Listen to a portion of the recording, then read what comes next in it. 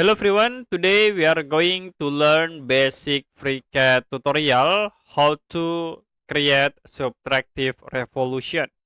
So you can go to parametric part, and as example I will create sketch, choose the top plane.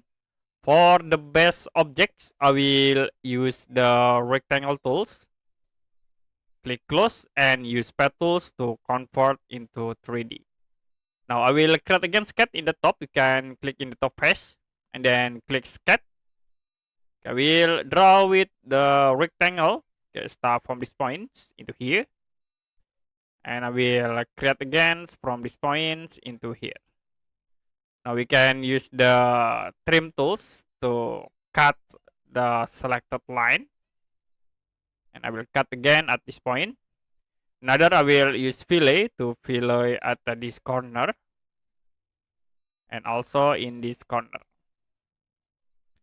Now we can close sketch.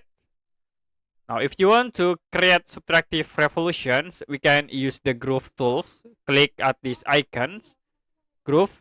Don't forget to select the sketch. And then will be show for the revolution parameters.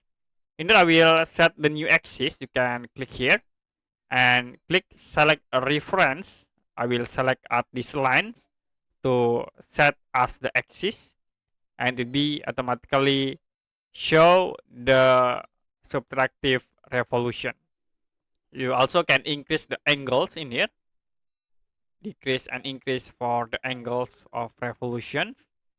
Okay, like this. If you want to set into full, you can set into 360 degree. If you done, you can click OK. Okay, that's it for a basic FreeCAD tutorial how to subtractive revolutions. If you have any question about tutorial, you can comment below this video.